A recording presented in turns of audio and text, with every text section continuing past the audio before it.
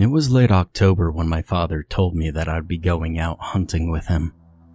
I was 13, and this would be the first time I was allowed to join my father on one of his expeditions.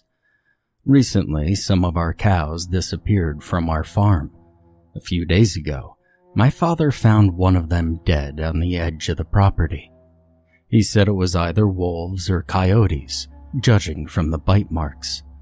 And being so close to winter, my father and I knew that we couldn't afford to lose any more cattle. We would have to trap and kill whatever it was that found our farm to be its new feeding trough. The night we set out, I was caught up in a blend of excitement and nervous anticipation. Most of the other boys in our village had already been out hunting, and they often made rude jests to remind me that I was still a whelp. Even though a trace of summer warmth still touched the autumn air, my father told me to wear my wool coat as he checked and loaded our rifles. When we were ready, he grabbed the oil lamp from the front deck and stepped down the stairs.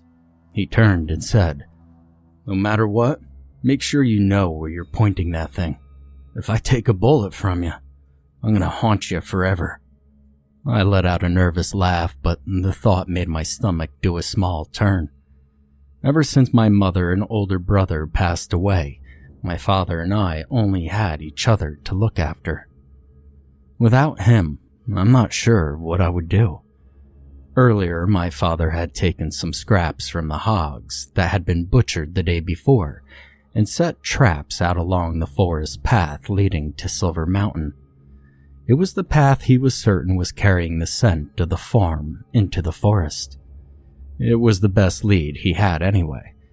And so we crossed the pasture until we reached the fence on the edge of the woods. The moon was nearly full, and its light made it easy to see in the dark, despite the light layer of mist that blanketed the open field. My father cursed something about needing to cut the trees back farther as he climbed over the fence, and he had to help me make it over, the rifle being a new kind of burden for me. We reached the overgrown path, still trodden down to plain dirt in the center. The path was too narrow to walk side by side, so my father led the way, igniting the oil lamp with a match as soon as the tall pines above us fully occluded the moonlight. I almost wished he hadn't lit the lamp. Somehow the new light only served to limit how far we could see between the pillars of pine trees that surrounded us. And there was a brushing noise as something nearly scuffled its way over leaves and pine needles. The sudden sound caused me to draw in a gasping breath. I whirled around, fumbling to point my rifle in the direction of the noise. "Wait," my father hissed at me, and we paused for a second, but there was no other sound. I turned to give my father an anxious glance. "That's probably just a squirrel," he said quietly. "Don't be afraid. There's nothing around at night that isn't there during the day." I nodded to him and readjusted my grip on the rifle. He nodded back and kept on moving. There were a few other noises, the fluttering of wings and a stick snapping in the distance. And as time went on, I found myself more calm and less afraid of the dark. This was what all the other boys had gone through, and I wasn't going to let myself stay under their shadows. And more than that, I wasn't going to disappoint my father. "Now we're coming up on the first one," my father whispered. He hunched his shoulders down and slowed his pace, walking heel to toe with each step. I matched his posture and kept close to him. To the right was a small opening in the pine grove, and there my father had set up a snare trap around a pile of entrails. He paused to let me catch up until I was standing by his side. He then raised the lamp and stepped into the clearing. The entrails were scattered and slightly chewed up. What was more interesting was that the trap had worked in catching something, but we wouldn't know what it was. "Something got caught, all right," my father sighed in frustration, but something else got to it first. He pointed to some ivy leaves on the ground coated in blood. The pine needles around the ivy were spread out in a way that showed that something had been dragged away, and judging by the size of it, it was either a large coyote or a small wolf. My father began to shake his head and curse, but then suddenly, a shrill cry of an animal in distress rang out farther down the path. My father's head shot up, and without hesitation, he ran full speed back onto the path and deeper into the forest. I wanted to shout for him to wait, but the noise would startle any animals around us, and I knew it would upset him. And so instead, I ran as fast as I could to keep up. Ahead of me, the dim yellow light from the lamp twinkled and faded as he disappeared behind trees and brush. The sounds in front of us were definitely coming from some kind of wild dog. There was growling, howling, and cries that echoed out amongst the blackened sentinels. I ran, trying not to let my labored breath make too much noise. I rounded a corner, and ahead of me I could see the light of my father's lamp re-emerge into view. And just then, I heard a loud gunshot, followed by the most haunting sound that I've ever heard. My father screamed in a way that I never thought a man could. There was more growling to accompany his terrified cries. I abandoned all notion of stealth as I sprinted towards the light, and I screamed for my father between painful, fiery breaths. Jumping through a thicket of brush, I emerged into another clearing illuminated by the lamp, which was overturned onto the ground. The oil had leaked out and caught fire on the forest floor. My father was laying on his chest, and even in the light, the thing I saw hunched over him seemed like a creature made purely of shadow. Without hesitation, I quickly raised my rifle, lining up my sights with the center of the creature's body. I pulled the trigger. The resulting muzzle flash illuminated the animal for an instant, and the only thing I recall seeing were enormous claws and a mouthful of bloody, razor-sharp teeth. That was it. The thing moved so quickly that I didn't even know which direction it had gone. I know that my bullet had made contact, however, as the monster let out a painful wail unlike anything I would ever hear in nature. It was as if the animal had two sets of vocal cords. One was that of a dog, the other, more human-sounding. The double-octave cry was incredibly loud, echoing throughout the entire forest. I was frozen in that moment, overwhelmed by what had just happened. The fire which had started by the overturned lamp had spread among the pine needles and leaves, emerging into a large blaze. The light shone on my father, who was now kicking and screaming on the ground, rolling and convulsing in a newfound agony. He was tearing at his shirt as if it had caught fire too. Beneath his collar, I saw a large bite wound that stretched across his shoulder from his upper back to just above his chest. Each fang had left a wide gouge that leaked blood as well as a thick yellow pus. Even though it had literally only been seconds since he had been bitten, the wound took on the look of a long, untreated infection. His breathing became hoarse, and in between his agonized screams, I thought I could hear him trying to say my name. I rushed to his side, trying to find the words to calm him down, but I could only repeat, "Oh my God, oh my God," over and over again. I tried to grab him by the arm in a panicked attempt to get him back to his feet. I knew I wouldn't be able to drag or carry him out of the forest, and I could not let him die.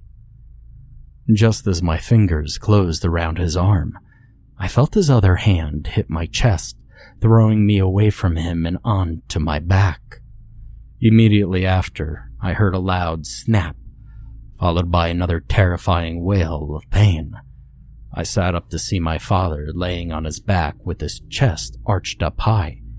His arms were raised up over behind his head, It looked like he was being stabbed in the center of his back.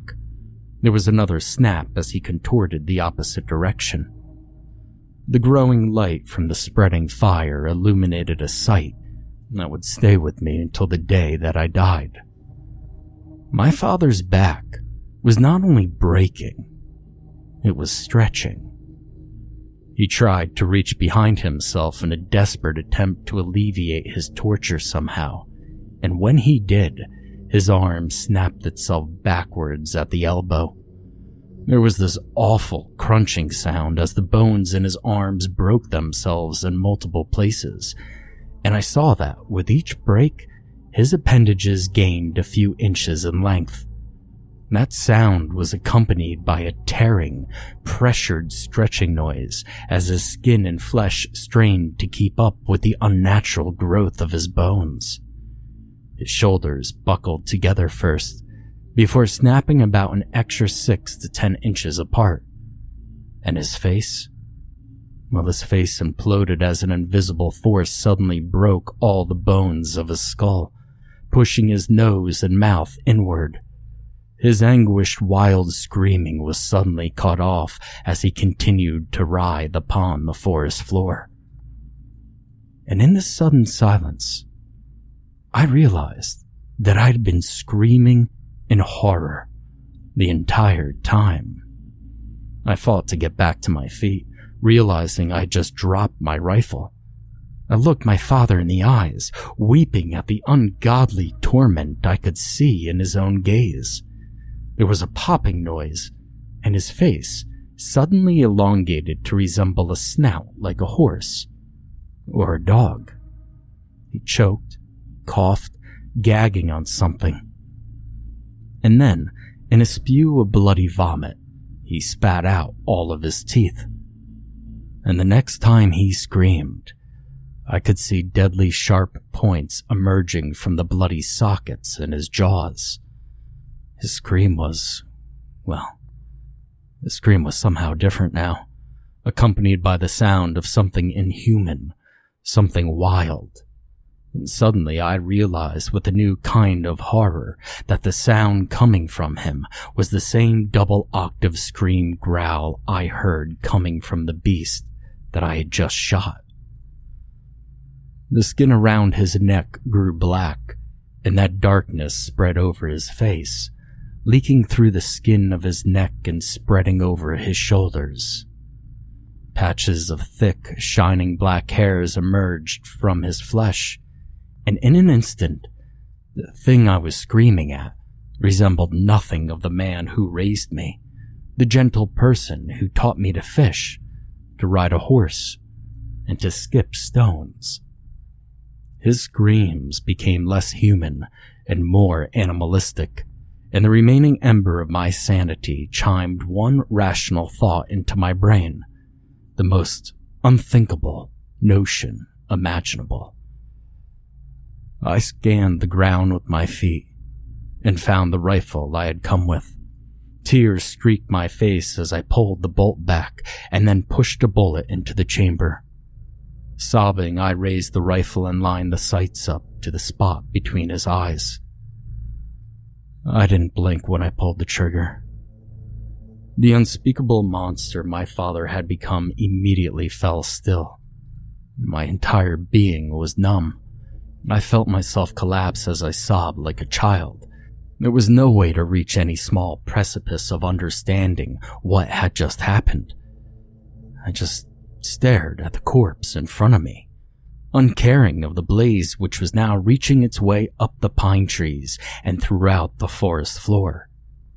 I felt as though I wanted the fire to consume me, to take us both from this dark nightmare. But then suddenly, I heard a howl from beyond the inferno. It was a sound from the deepest circle of hell, and before it ended, a chorus of double-voiced roars joined in. The noise pierced through my body, electrifying my spine. I wasn't thinking. Instead, I channeled my actions through an unquestionable instinct to get as far away from the source of that hellish orchestra as I possibly could. And so, I turned and I bolted in the direction of the farm. Terror has seized every inch of my body, and I sprinted with an adrenaline-fueled frenzy towards the safety of the village. The light of the fire quickly died away as I tore through the forest, jumping over roots and large rocks. I had no idea if I was on the path or not. I simply ran. Now there was a point where I ran through the murky blackness of the forest that I realized I could hear more than my own panicked footsteps. A rapidly loudening rustle could be heard as something was chasing me, and given how quickly it was growing louder, I knew it was moving incredibly fast. In the darkness, I could still see my father's horrified, agonized eyes looking into mine, and I begged to God not to let that happen to me. I ran faster than I ever thought possible, my whole body numbed to the fire of any exhaustion, and behind me, the rustling had obtained a new attribute, a fervent, ravenous growl. I knew I was close to reaching the edge of my father's property as I saw traces of moonlight reaching its way through the thinning canopy, and in the growing light, I dared to look over my shoulder. Behind me, only several yards away, I could see the roiling figure of another dark beast as it charged me on all fours, and behind it, 2 more were in pursuit. I didn't look back again. I was so sure that any second I would feel the weight of a beast fall upon my shoulders. I would feel its claws first, and then those awful teeth. Immediately after, the burning, the snapping bones, and the stretching flesh. Agony, terror, and then whatever the hell would follow. The edge of the forest came upon me faster than I could keep up with, and I ran full on into the fence. My torso flipped over the top of it, and I landed hard on my face and stomach. Now, in any other circumstance, the fall would have left me breathless and incapacitated on the ground. But the adrenaline? Well, that had me pushing my way back to my feet. And just then, I was ripped back as the beast had finally caught me. It snarled as it tore into my back. I wailed, but realized there was no pain. And that's when I noticed it hadn't bitten into me, but onto the thick wool coat my father had insisted I wear. I dropped the rifle I didn't even know I was still carrying and rolled out of the jacket in a single turning motion. Once free, I sprinted with a new top speed, fueled by a tiny flicker of hope. Now at some point, probably when I heard the chorus of howls ring out from the forest, the cattle had managed to break free from their pen. They ran in large circles around the pasture, panicking and trying to find some means of shelter. I ran through the stampeding cows towards my father's house. Behind me, I heard the distressed moaning of livestock being pounced upon by the Hellhounds. I glanced back to see that the beast pursuing me had opted for easier, meatier prey, and I wasted no time in putting more and more distance between them and myself. I ran right past my house, determined to reach the safety of the village, to the company and protection of other human beings. My father's farm was just outside of the small neighborhood. I ran, my legs and chest on fire with tears soaking my face, up and over the hill. The light of the village was my salvation, and I raced in that direction until I crested the hill beyond my father's farm, the one that overlooked the village. And when I saw the source of light ahead of me, my feet skidded to a stop on their own, and I fell to my knees. Fire. Nearly the entire village was engulfed in flames. Even from the distance I was from, those once beautiful little streets, I could see the figures of men and women frantically scrambling as they fled from larger, more menacing silhouettes. Screams of terror and anguish rose up with the smoke and fire, mixed with a growing number of ungodly howls and roars. and the longer I watched, the few people I saw. More and more beasts, my former neighbors, darted back and forth among the flames. Howling from behind me prompted my feet to move once more, and I ran closer to the village, not knowing where else to go. I ran until I came across a small culvert just outside of town. Throwing myself off to the side, I fell into the stony river with a painfully shallow splash. Wasting no time, I crawled into the small opening of the culvert, hiding myself there under the road. And above me, I could hear the sound of the beast's paws rapidly pummeling down as they raced to join the slaughter down the road. Exhausted, terrified, and shivering, I sat in a catatonic horror as I listened to the visceral chaos of my entire world being savagely torn apart by the fangs and claws of absolute nightmares. The terrified screaming of friends and neighbors devolved into agonized wailing, which over time was completely replaced by an unprecedented number of double-voiced howls.